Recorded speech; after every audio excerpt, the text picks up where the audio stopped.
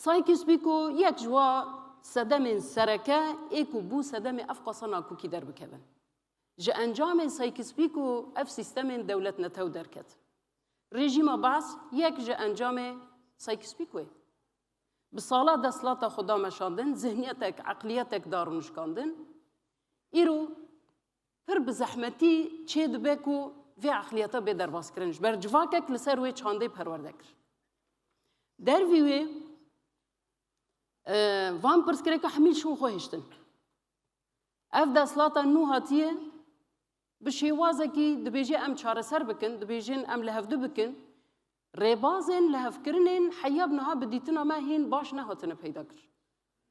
یعنی وک ریوبریا خسر باکور جلاتی سوری بشام را بناوا دیالوگ کی دانه، اما اف دیالوگ وکو هر تم عالیه کی توانبار بکه پیشنهاد که یعنی ریوبریا خسر او سبب کو اف دیالوگ پیشنهاد که اف جی شاشتیه. ام دنرن دبیسن لهر دوره ریوبریا دمکی دماکو هفدیتن اندکه ناف هفدیتن داد بیجه قصده ریوبریا خسر او برپرسیان یانجی او ناخازن و دیالوگا پیش بکوه او بخو برو واجیوه